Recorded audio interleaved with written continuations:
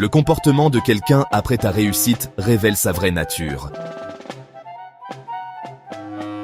Les relations humaines sont un tissu complexe, tissé de fils de confiance, d'expériences partagées et d'affections supposées. Tu peux connaître quelqu'un pendant des années, voire une décennie entière. Tu as partagé d'innombrables repas, où les conversations allaient du bon train, où les rires fusaient, créant une illusion de proximité indestructible. Vous avez forgé des souvenirs communs, ces petites capsules de temps qui semblent solidifier un lien pour l'éternité. Vous avez bâti des projets, rêvé d'un avenir où vos chemins resteraient parallèles, s'élevant ensemble vers des sommets communs. Plus important encore, vous avez traversé des difficultés. Dans l'adversité, cette personne était là, un pilier dans la tempête. C'est dans ces moments de vulnérabilité partagée que la confiance semble la plus pure, la plus réelle. On se dit, cette personne me soutient, elle veut mon bien. Et pourtant, malgré cette histoire riche et profonde, un test ultime demeure, un révélateur que rien ne peut fausser. Ce n'est pas dans l'échec ou la stagnation que les masques tombent le plus souvent. Non, tu ne découvriras parfois la véritable nature de quelqu'un, son essence la plus profonde, qu'au moment précis où tu réussis. Car il est facile de soutenir quelqu'un qui est à notre niveau, ou en difficulté. Cela nous conforte dans notre propre position, parfois même dans un rôle de sauveur. Mais voir quelqu'un que l'on connaît s'élever, briller, atteindre ce que l'on désire peut-être secrètement pour soi-même, c'est une autre histoire. Ta réussite devient un miroir. Et dans ce miroir, les insécurités, les jalousies et les regrets de l'autre apparaissent en pleine lumière. C'est là, dans leur réaction à ta lumière, que tu verras enfin qui ils sont vraiment. Sont-ils là pour applaudir sincèrement à ton ascension, ou leur silence, leur distance soudaine, voire leur critique déguisée, te racontent-ils une toute autre vérité? Pourquoi? Parce que l'échec rassemble souvent, mais la réussite révèle. Les gens aiment les histoires de combat. La plupart des personnes adorent de voir quelqu'un lutter, parce que cela les rassure. Ton combat ressemble au leur, tes difficultés ressemblent aux leurs, mais lorsque tu dépasses certaines limites, une comparaison inconsciente apparaît. La réussite est un miroir. Quand quelqu'un te voit réussir, il ne voit pas seulement ton succès, il voit aussi ses propres choix, ses propres renoncements, ses propres peurs. Et parfois, cela crée du malaise. Les 3 types de réactions. Les vrais soutiens. Ils célèbrent sincèrement ta victoire. Les observateurs, ils restent au mot neutre. Les jaloux. Ils minimisent ton travail, cherchent la faille ou disparaissent silencieusement. Pourquoi il ne faut pas le prendre personnellement? Lorsque tu partages une bonne nouvelle, une réussite ou un projet qui te tient à cœur, la réaction que tu reçois en dit long. Mais attention, elle en dit rarement long sur toi ou sur la valeur de ton accomplissement.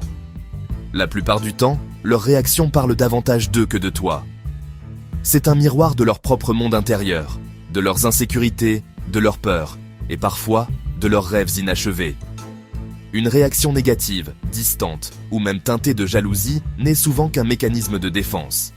Ton succès peut, sans que tu le veuilles, mettre en lumière ce qu'ils perçoivent comme leur propre stagnation ou leurs échecs. Cela ne diminue en rien ta réussite, cela révèle simplement une blessure ou une frustration chez l'autre. C'est une réaction humaine, bien que douloureuse à recevoir. À l'inverse, les personnes épanouies sont rarement dérangées par la réussite des autres.